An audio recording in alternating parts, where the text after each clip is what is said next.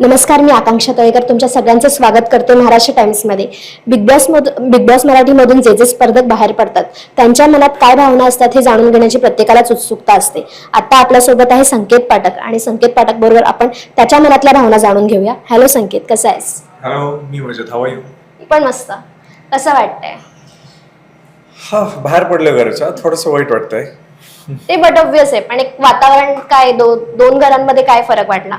म्हणजे आपलं बाहेरचं जग आणि बिग बॉसचं जग. बिग बॉसचं जग पूर्णपणे वेगळं आहे. तिकडे कनेक्टिव्हिटी नाही आहे, लिमिटेड माणसं आहेत आणि एका क्लोज एन्व्हायरमेंटमध्ये आपल्याला सर्व्हाइव्ह करायचं आहे. तिथं टास्क खेळायचे आहेत. बाहेरच्या जगासारखंच आहे, पण थोडंसं वेगळं आहे. घर मायाजाळ वाटलं? बिग बॉसचं घर हे मायाजाळ वाटलं का?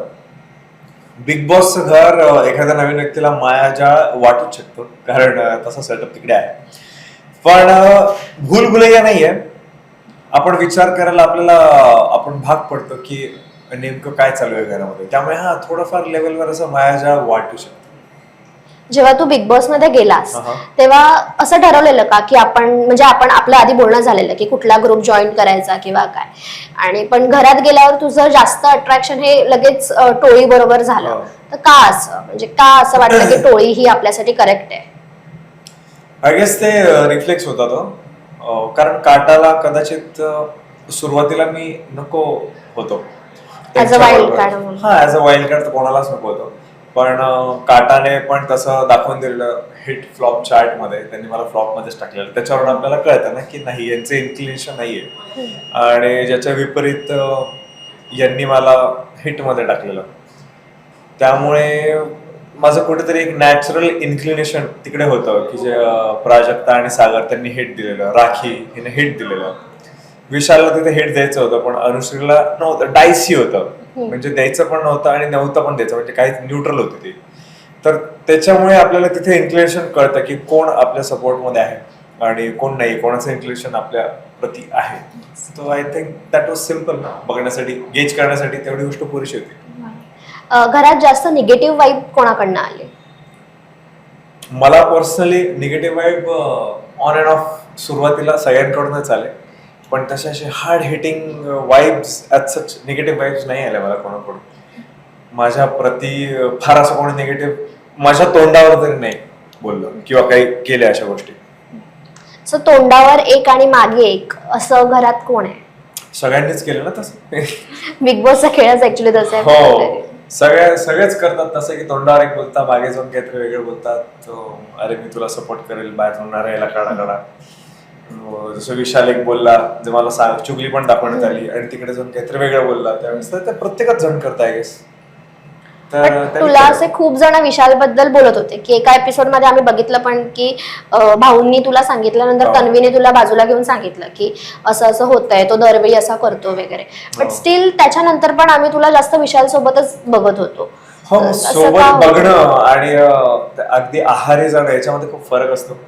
कारण आय गेस सोबत बघणं म्हणजे आता माणूस एकटा तर नाही बसू शकत, आणि इव्हेंच्युअली ज्याच्याशी बोलू शकतो त्याच्याशीच बोलू शकतो. तन्वीशी मी कायच बोलणार किंवा राकेशशी मी कायच बोलणार, तरी मी बोलायचो, नाही असं नाही, पण त्यांना वाटायचं ते कसं येते दोन्ही साईडने त्याच गोष्टी बोलल्या जातात. फक्त एका ग्रुप बद्दल ते खूप बोललं गेलं आणि टार्गेट केलं गेलं, दुसऱ्या ग्रुप बद्दल नाही बोललं गेलं. प्रभू तर मग कंटिन्युअस तन्वीच मागे पुढे, म्हणजे तिच्याबरोबरच तो तिच्या बेडवर झोपायचा, पण तिथून ते कधी तशा पद्धतीने पोर्ट्रेट नाही झालं की तो तिच्यासाठीच खेळतोय. आणि ते मला समोर दिसत होतं. जसं राकेश तसं स्पेसिफिकली काही नाही करायचा. ग्रुपमध्ये जी ऍक्टिव्हिटी चालायची तीच त्याची ऍक्टिव्हिटी होती, इंडिव्हिज्युअली पण त्याच्यावर कधी प्रश्न नाही विचारले गेले. त्यामुळे ते मी बघत होतो माझ्या समोर, म्हटलं ओके ठीक आहे, हे इव्हेंच्युअली हे ग्रुप वालेच आहे, यांच्या ग्रुपला सपोर्ट केलं तर हे तुम्हाला सपोर्ट करते. तर बिग बॉसच्या घरात जेव्हा तुम्ही कॅप्टन होता, तर कॅप्टन झाल्यानंतर प्रत्येकाला एक ड्युटी वाटून दिली जाते. तर अनेकांना प्रश्न पडतो, म्हणजे आता बिग बॉस सोशल मीडियावर पण बिग बॉसचे वेगवेगळे ग्रुप आहेत, तर अनेकांना प्रश्न पडतो की राकेश किंवा विशाल हे आम्हाला कुठली ड्युटी करताना दिसत नाही, तर काय आहे नक्की तिला त्यांचे? विशाल नसता दिसला कारण तो वॉशरूम साफ करायचा. आतलं जे टॉयलेट असतं तिथे कॅमेराज नसतात, तर तो ते साफ करायचा. तर त्याची ती ड्युटी त्याच्याकडे होती, टॉयलेट साफ करायची. आणि राकेशला इंजरीमुळे मी काही ड्युटी दिली नव्हती तेव्हा, कारण त्याच्या पायाला मेजर लागलेलं, त्याला उभंच राहता येत नव्हतं टास्कमुळे. त्यामुळे त्याला मी सांगितलेलं की जोपर्यंत तुला बरं वाटत नाही तोपर्यंत सांग, जितकं होईल तेवढं काम कर. त्याला फ्री ठेवलं होतं, त्याच्याकडे ड्युटी नव्हतीच.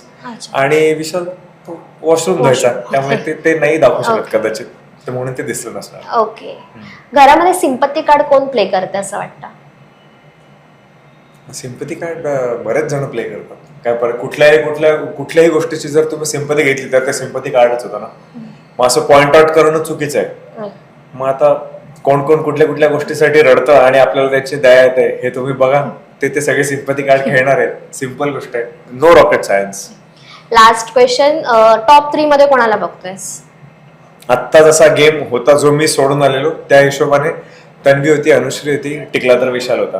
ओके. तुझ्या बदली म्हणजे ज्यावेळी तुझं सांगितलं की तू एलिमिनेट होतोयस, पण तू कोणाला एक्सपेक्ट केलेलंस की हा पर्सन कदाचित जाऊ शकतो? सागर एक्सपेक्टेड होता आम्हाला सगळ्यांनाच. ओके. की सागर जाणार, आणि तेच बोललेले सगळेजण पण ते बोललेले, आणि मी पण तेच बोललेलो की कदाचित तुम्ही जाल, मी राहीन. तर ते एक्सपेक्टेड होते जायला. Okay. Yes. Thank you so much, खूप मजा आली आणि आणखीन छान मालिकांमध्ये आम्हाला तुम्हाला बघायला आवडेल. नक्कीच, धन्यवाद. थँक्यू. थँक्यू.